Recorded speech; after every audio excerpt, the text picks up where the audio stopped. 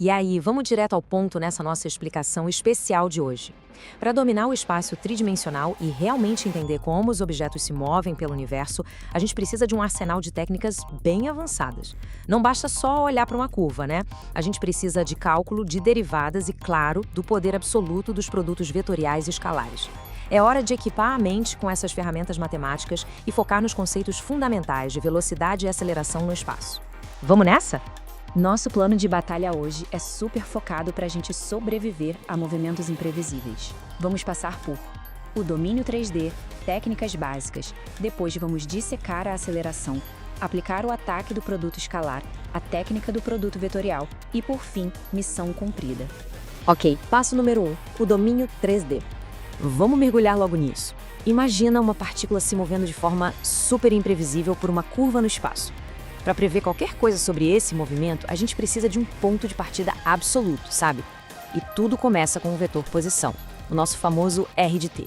Essa é a verdadeira âncora matemática da parada. É a equação que rastreia a localização exata de qualquer coisa, seja uma mosca zumbindo pela sala ou um cometa cruzando o sistema solar, em qualquer instante de tempo. Sem o vetor posição, a gente está literalmente perdido no espaço. Indo agora para o passo 2, as técnicas básicas de velocidade e aceleração. Bom, com a posição garantida, é hora de liberar o primeiro nível das técnicas de cálculo. Porque entender o movimento exige ir além de simplesmente saber onde estamos, né? A gente tem que descobrir para onde vamos e quão rápido isso está mudando. O primeiro ataque contra a nossa curva espacial é a velocidade. Ela é simplesmente a primeira derivada do vetor posição, representada como R' de T. É isso que nos dá a taxa de variação da distância em relação ao tempo. E a geometria por trás disso ilustra perfeitamente o que está acontecendo. Quando a gente toma o limite em intervalos de tempo cada vez menores, o vetor se aproxima exatamente da direção do movimento. Ou seja, o vetor velocidade é, por definição, o vetor tangente. Ele mapeia com uma precisão cirúrgica a trajetória exata da partícula naquele exato instante. Mas espera aí, e se a própria velocidade estiver mudando? O próximo golpe nessa sequência é a aceleração. A gente calcula a aceleração derivando a velocidade, ou, o que dá no mesmo, aplicando a segunda derivada direto no vetor posição original. É o nosso A de t igual a R duas linhas de t. Na prática, essa representação funciona como um verdadeiro mapa de batalha. Repara como os vetores de velocidade e aceleração ficam ancorados simultaneamente na curva para ditar o movimento.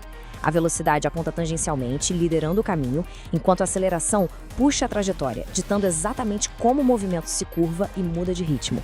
Passo 3. Dissecando a aceleração. Aqui, a gente entra numa verdadeira expansão de domínio conceitual, porque para compreender a aceleração de verdade, só conhecer o vetor resultante não é suficiente. A gente precisa quebrar essa aceleração em suas formas mais puras, a componente tangencial e a componente normal.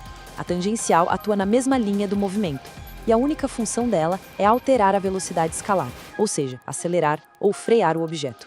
Já a normal atua de forma perpendicular, e o papel dela é puramente mudar a direção. Pensa na sensação de estar de passageiro num carro fazendo uma curva super brusca. Aquela força intensa que te joga contra a porta? Pois é, essa é a fortíssima atuação da aceleração normal devido à alta curvatura. O que é realmente interessante aqui é a beleza desse embate geométrico. A aceleração habita o que chamamos de plano oscilador, formado pelos vetores tangente e normal. Não importa como o objeto se mova pelas três dimensões, a aceleração dele sempre vai morar nesse exato plano bidimensional. O vetor binormal simplesmente não entra nessa conta. A aceleração total é literalmente a soma geométrica dessas duas componentes. Avançando para o passo 4, o ataque do produto escalar. Encontrar a componente tangencial direto por derivadas de vetores unitários é uma dor de cabeça. A técnica super eficiente aqui é o produto escalar. A gente começa fazendo o produto escalar da velocidade com aceleração.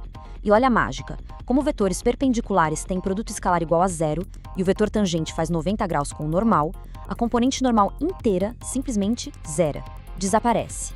O que sobra é só a componente tangencial pura multiplicada pela velocidade escalar. Em resumo, para achar a aceleração tangencial rapidinho, o fluxo é primeira derivada, segunda derivada e o produto escalar entre elas. Super elegante, super direto, sem precisar ficar quebrando a cabeça com vetores unitários complicados. E agora, passo 5, a técnica do produto vetorial. Mas e a componente normal? Aquela que esmaga a gente contra a porta do carro? Para ela, a gente aciona a técnica mais poderosa. A aceleração normal está intimamente ligada à curvatura do espaço. Quando a gente pega a fórmula clássica da curvatura, que já usa o produto vetorial das derivadas, e substituindo a equação da aceleração, os denominadores se cancelam maravilhosamente. Então, o ponto crucial é este. A aceleração normal é determinada estritamente por uma divisão simples. A gente só precisa calcular a magnitude do produto vetorial entre a velocidade e a aceleração e dividir isso pela magnitude da velocidade. Fim de papo. E para conectar essas fórmulas todas com algo bem palpável, a gente joga isso numa matriz de determinante. No cálculo real, a gente monta a matriz com as componentes espaciais, coloca a primeira derivada numa linha, a segunda derivada na outra e calcula o determinante. A magnitude desse novo vetor é o que resolve a questão. É o cálculo vetorial operando na prática no meio do campo de batalha. E finalmente, passo 6. Missão cumprida. Dominar completamente essas componentes normal e tangencial e usar os produtos escalar e vetorial a nosso favor é o que garante o controle sobre o domínio 3D. A gente viu como dissecar a aceleração em curvas paramétricas. Mas pensem bem, foi usando exatamente essas mesmas técnicas que mentes como Isaac Newton provaram as leis do movimento planetário de Kepler. A mesmíssima matemática que descreve um carro numa curva é a chave que desvenda as órbitas dos planetas ao redor do Sol. Fica aí a provocação. Como mais essas equações podem ser estendidas para moldar o nosso entendimento do cosmos? Muito obrigada por acompanhar essa explicação e continuem explorando as maravilhas incríveis do cálculo.